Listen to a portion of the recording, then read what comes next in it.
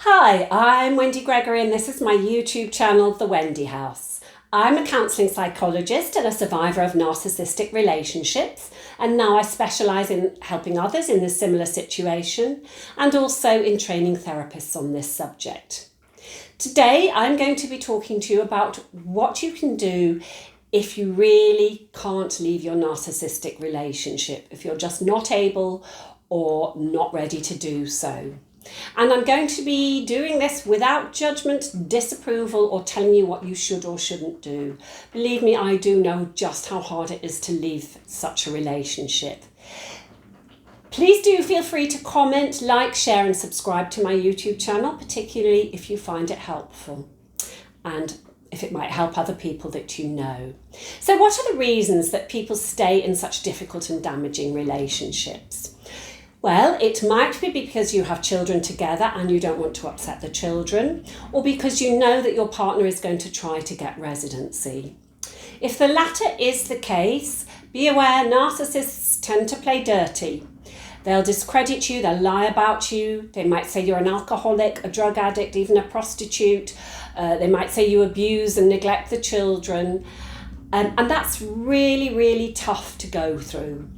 If you are in this situation, it can completely wear you down, so be sure to get sound legal advice. Be aware though that narcissists actually don't usually want the hassle of looking after children. They fight for residency to punish you and to stay in control of the situation. Another reason might be that you're under a great deal of family pressure to stay with your partner. And for some families, they would rather see you suffer than have the shame of you leaving your husband or wife. Your partner may well have got them on their side by telling them a sob story about how bad you are, what a terrible wife you are or husband you are, etc. Narcissists are always very convincing. Alternatively, you may be worried about how you'll actually cope on your own, maybe particularly if you have children, either financially or practically. Or you may be afraid that your partner will turn your children against you, and they may already have started to do that. Another reason that people stay in the relationship is because they fear what their partner may do if they leave. And this is particularly the case if your partner is or has been violent. And this is a very real issue, bearing in mind that 2 or 3 women a week are killed by a partner or ex-partner in the UK, and I think it's fairly similar across the world. However, there is a great deal of support both from women's support organisations, men's support organisations, and from the police. So if you're thinking about leaving but afraid, please get that support to help you form an escape plan that keeps you and your family safe.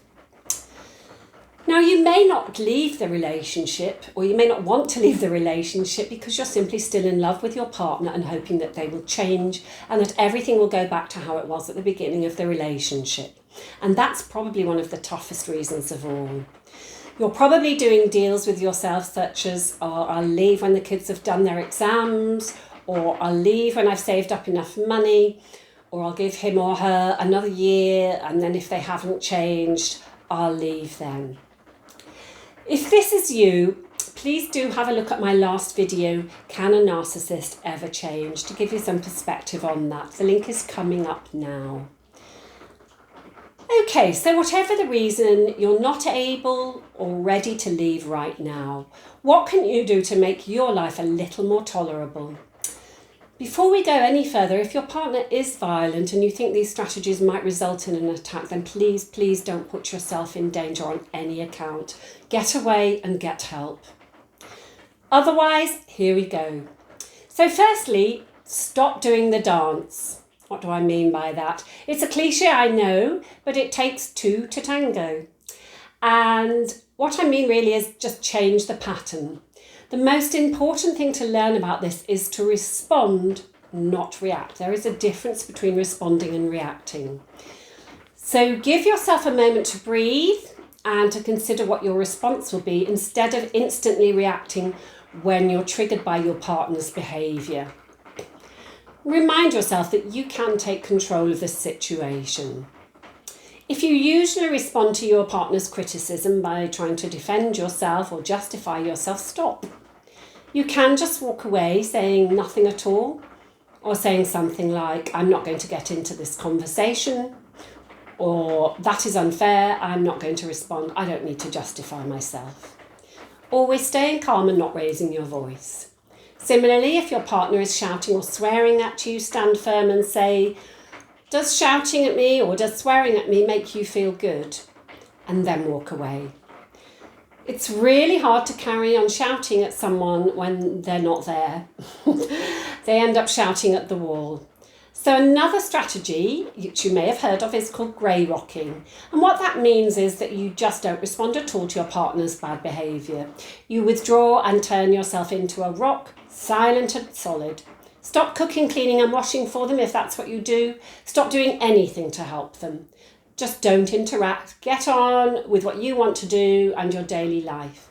The worst thing you can do to a narcissist is to ignore them because they crave attention at all times. So in summary, this is about resetting the boundaries so that your partner's behaviour doesn't get to you in the same way. This doesn't mean that they will change, but that you stop accepting their bad behaviour. And lastly, if you're not ready to leave, get support for yourself. There are lots of online forums which will offer you just that, but please be selective about those, sign them out first. And if you can, find a therapist who specialises in treating survivors of narcissistic relationships. I hope this has been helpful for you. I will be posting again very soon. Please feel free to like, share, comment and subscribe to my YouTube channel, The Wendy House. You take care of yourself and I'll see you again very soon. Bye-bye.